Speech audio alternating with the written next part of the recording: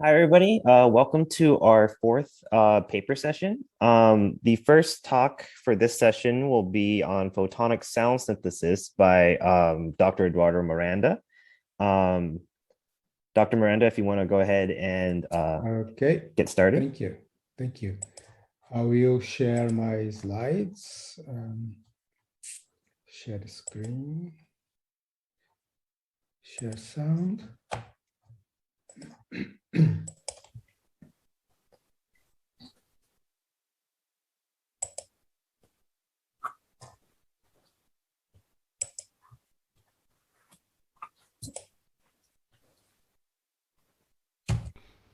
In this talk, I will present the initial results from our research on developing musical instruments using photonic quantum computers.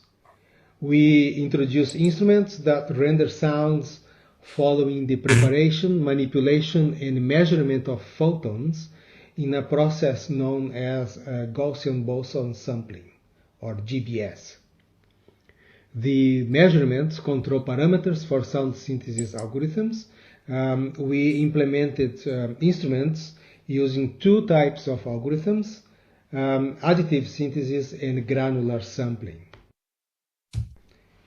For the photonic processing, we programmed Xanadu's photonic hardware using strawberry fields, and the sound synthesizers were implemented using C sound. Essentially, a GBS circuit consists of three stages: preparation, manipulation, and measurement. Quantum mechanical states of light, known as squeezed states, are injected into an interferometer, which manipulates the light through a sequence of beam splitters and phase shifters. These programmable elements provide a sequence of quantum mechanical gates that operate on the entangled photons and produce a Gaussian state, which is then read out using photons counting detectors. The parameters for the beam splitters and phase shifters define how the interferometer processes the photons. Basically, for us, what's important here is that the values for these parameters can be used to control the sounds of the instruments. Basically, one would play the instruments by controlling those parameters. A detailed introduction to photonic computing and GBS is beyond the scope of this short presentation. You are invited to consult Xanadu's website for more information. So this is the circuit that we implemented for the photon synthesis. A Gaussian state is prepared from the vacuum state with two-mode photon squeezers, resulting in 8 Q modes in total. The interferometer is programmed using two identical random unitary matrices. So the 8 Q modes are read by performing photon counting measurements on each of them. Now, that is the important thing that we developed for our research. So the synthesizers that we built, they handle the results from the measurements by bundling the measurements from several shots into what we called snapshots. So in the examples discussed in this presentation, a snapshot consists of 8 shots. Each snapshot is computed in various different ways to generate a sound. So in other words, you can consider that each sound corresponds to one snapshot. For instance, if we do 200 shots, then we will have 25 sounds.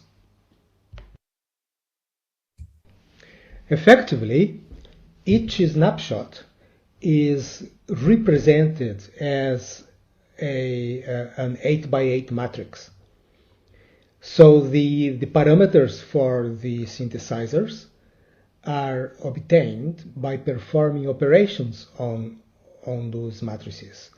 For example, by taking the arithmetic mean over the rows, or perhaps adding the values of a specific column, or multiplying a column by another column, and so on. The synthesizers are implemented in C Sound. There is a Python module which enables us to run C Sound code from within Python. This facilitates communication with the Strawberry Fields package.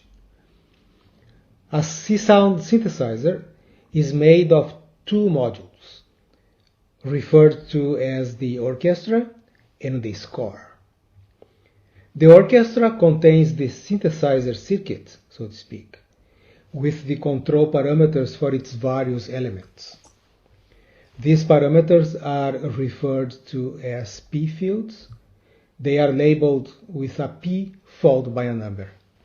On the slide here, you can see on the left side, the orchestra is encoding an oscillator, and the oscillator has basically two variables, two P fields, P4 and P5.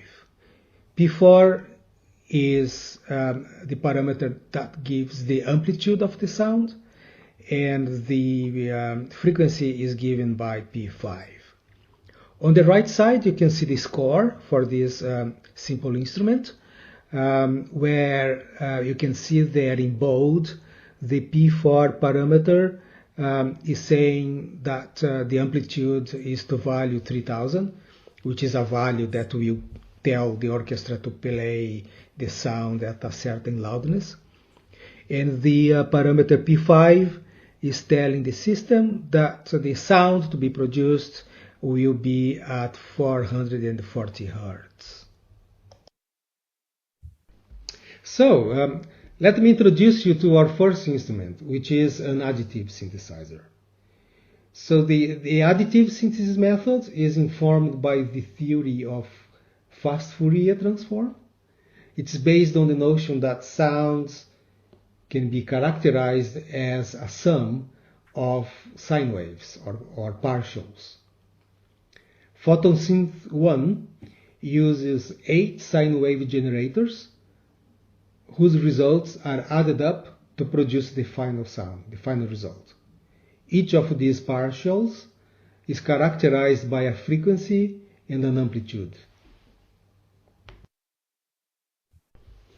The parameters, or P fields, for this synthesizer are shown on the table here. Now, I'll show you how the system converts measurement snapshots into values for the P fields.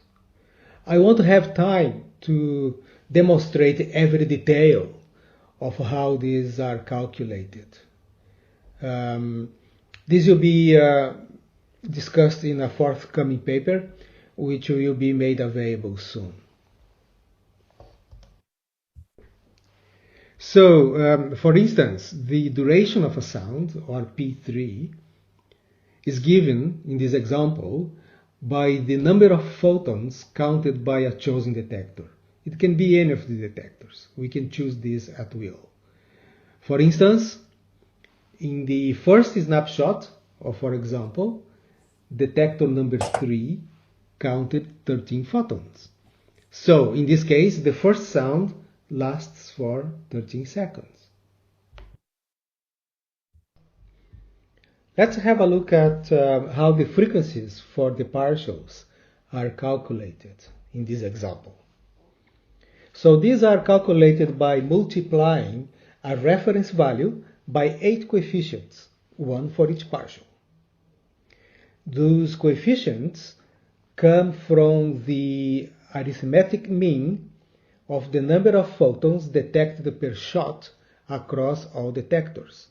For instance, given that snapshot 1 has 47 photons in total, the arithmetic mean for the first shot is 23.5.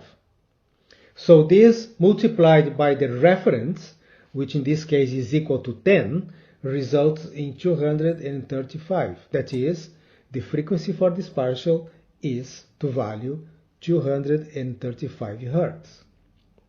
Let's listen to an example of a sequence of sounds generated using this method.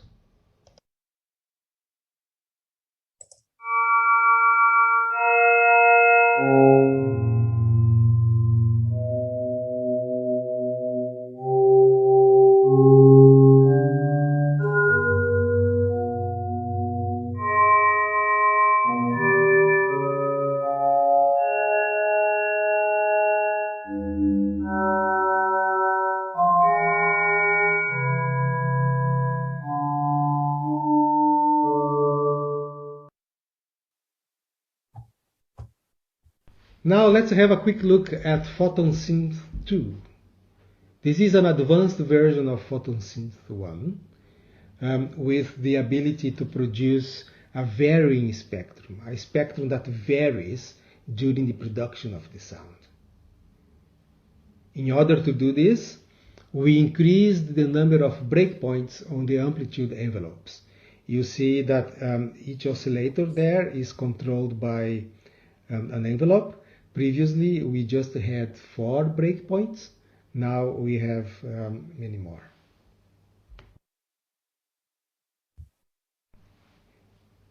You can see here in these illustrations, as the sound evolves in time, the amplitudes of the partials change independently from each other. And these are all controlled by the data from the snapshots.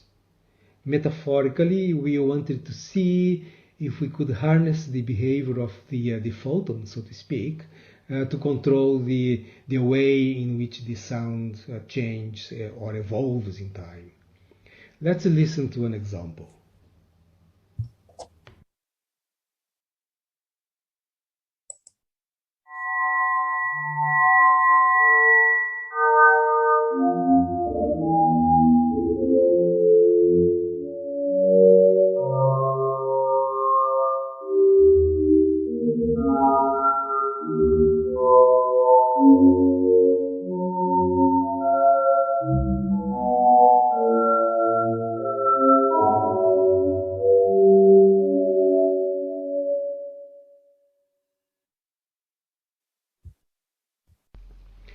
Now, let's have a look at PhotonSynth 3, which uses a method called granular sampling.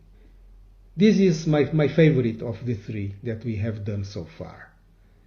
Granular sampling is a type of granular synthesis. Granular synthesis works by generating a rapid succession of very tiny sounds referred to as grains. There can be many grain tracks going on simultaneously. However, here, instead of synthesizing these sounds from scratch, granular sampling creates a new sound by copying tiny sections from a given source and pasting them into a blank canvas. The granulator, so to speak, can be controlled in a number of ways. For instance, we can delimit zones where the grains are to be copied from. We can specify the size of the grains or play them back to front. We can modify the grains in various ways. For instance, we can transpose them, we can change their amplitude, we can filter, we can change their spectral content, and so on. So there are a number of things that we can do with the grains. And all these things can be controlled by data coming from the measurements. Csound provides a granulator with 22 control parameters. In this version of PhotonSynth, we use the GBS measurements to control only a subset of them, as shown on the table here on this slide. The system is set up with a 50% chance that specific grains will be reversed, And in this case, we set up the system with 10 tracks. And the grains are placed on those tracks randomly. So the GBS measurements control things such as the grain size and the gap between the grains. And also, there are 4 options for changing the pitch of the grain. Let's listen to an example. First, we'll listen to the source sound, where the grains were taken from, and then we'll listen to the resulting sound, which is the result from applying the granulator controlled by the photon counting.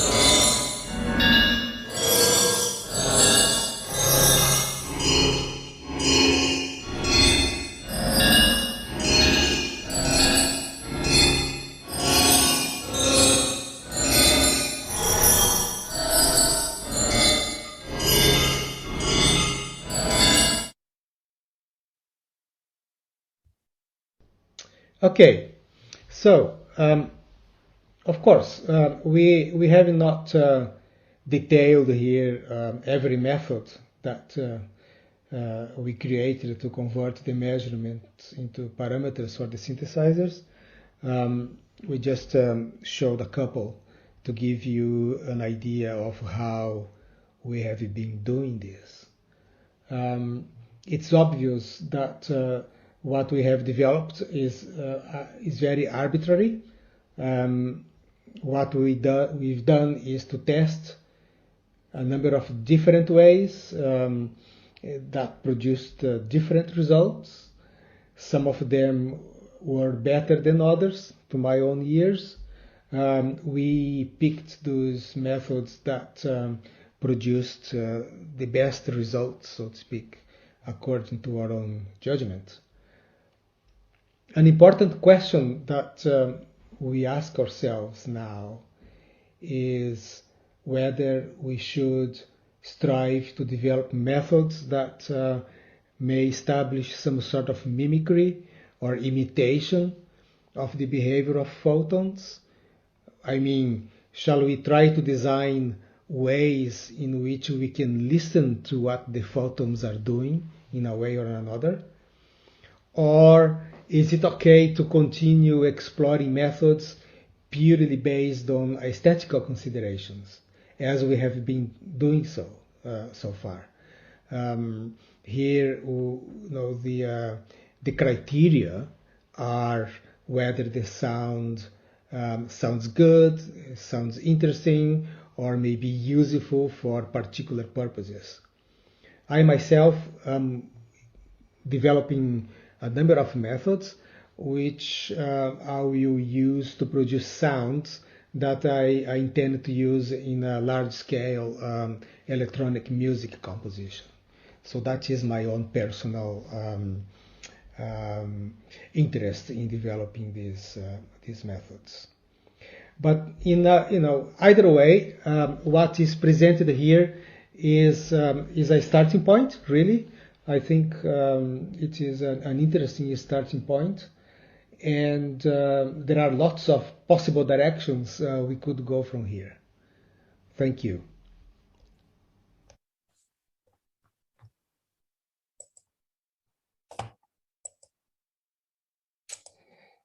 Okay, so I'll stop doing my ventriloquism now, and I will speak for real. So if there are any questions, or I have not looked at the chat and Q&A yet. So yeah, thank you. James Weaver asks, what controls do the composers have over the composition if you're going to use this type of quantum hardware? Right. There are, I see these as 2 levels. one level is the level of synthesizing sounds as I produce them here. And the control is really to be done through the gates. So the way I squeeze the photons, I can bias some counters to count more photons than others. Of course, all stochastically, but there are it's possible to insert biases by the way you program the interferometer. In these cases that I showed here, the interferometer were created by means of matrices that were randomly generated. Okay. But if I am careful with the gates, I can exert some control over this. And then the other level is the compositional level. It's where the hands of the composer, so to speak, will act. So then I will combine the sounds in different ways. And this is all the kinds of compositions I produce using sounds like this is all done in the studio and crafted with, I may use other processing to further enhance the sounds. Okay. And then we have another question. Can you introduce a boson sampling method into this synthesis? I have not thought about that. What I'm doing now is purely looking at the data that I get from the measurements and trying to kind of sonify them. But I have not looked into the using the actual boson sampling as the synthesizer, so to speak. Okay. I think I would need more expertise to collaborate with me to do this, because I'm not a photon physicist, so I would need to learn a little bit more how to control the sampling, so to speak. Okay. Actually, a personal question. What are the differences between that you see between doing synthesis on photonic devices versus, like, say, superconducting qubits that probably most of us are familiar with? I'm fascinated with the fact that we are dealing with light, and I kind of very interested in this relationship between light and sound. Hence why I'm exploring the photonics in this case here. Okay. But my colleagues at Xanadu tell me that photons, you might be able to it takes longer to decohere, for example, okay. and things like that. So technically, there is not much advantage of one or the other, but metaphorically, I like the fact that I'm manipulating light to produce sound, and I think that in itself is quite inspiring. Yeah, nice. Okay, let's see. There is another question. Someone asked about future developments for this. What do you see this? How do you see this evolving? As yeah. Yeah. I'd love to control this in real time, as if I was playing a musical instrument. After I saw the Yale guys yesterday performing on the with their hardware, I want to be able to do that with the photonic chip. So it is possible. It's just a matter of implementing the code and also being able to access it not through the cloud, but access the machine on site, because the cloud itself poses a lot of delays in transmission. Okay. And then I think we have time for a couple more questions. Someone asks, is it possible to change the photon detect timing? And how will it be? How will it be the effect? What will be the effect of it? I don't know. I'm not qualified to answer that question, because it all depends on how the hardware is implemented, and then how the software access the hardware. The way in which the photon detectors are programmed at the moment seem to be, I don't remember seeing the ability to change that in software. Okay. And then we have another question that came in that says, can we think to play instruments or even melodies in superposition and have eventually the listener collapse the superposition depending on his mood? Not related to this, I think. Yeah. But yes, I think that would be possible. If you had the opportunity to listen to the paper that we presented yesterday on the natural language approach to quantum computing, this is something that we may be able to do with that approach. Nice. And then I think, let's see, I think we have one more question.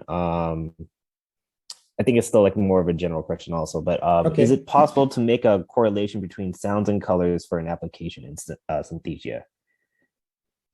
It is possible, not necessarily in this context that I presented here, but you may know that there is a research phenomenon that is synesthesia, where some people are able to identify colors and sound and listen to sound and colors and so on.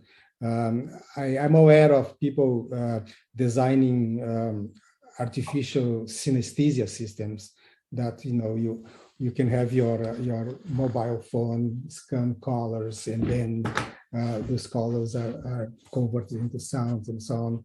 At this level, classical level, these kind of things are done already. At the photonic level, it's another realm, which I would not have an answer for you now, but it should be possible. Hey, thank you so much. Thank you. Oh, we have actually we have one more question. We have like I guess okay, cool. Yeah. So many questions. Can you run the photonic experiments in your lab, or is it remote somewhere else? It's remote. The photonic computer is in Toronto, and I run it from Plymouth in the UK. So, but the connection that I've got is pretty quick. It's the time it takes to talk to you here. Really, it's that kind of speed. So, luckily, there are not many people using the machine yet on the cloud. So, which is good for me at the moment. Well, thank you so much for a wonderful presentation.